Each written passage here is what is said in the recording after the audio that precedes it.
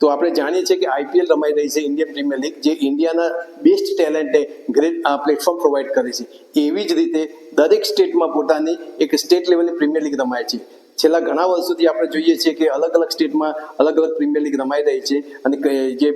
Young અને બડી cricketer છે એને પ્લેટફોર્મ પ્રોવાઈડ કરે છે. પરંતુ ગુજરાતમાં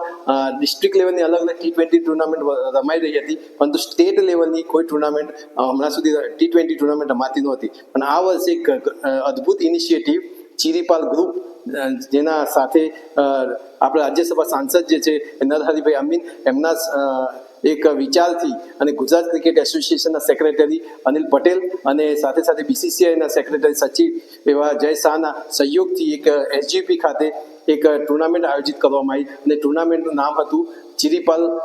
ક્રિકેટ પ્રીમિયર લીગ, જેમાં ગુજરાતનું બેસ્ટ ટેલેન્ટ અંડર 23 અને સિનિયર ક્રિકેટમાંથી બેસ્ટ ટેલેન્ટને આઈડેન્ટિફાઈ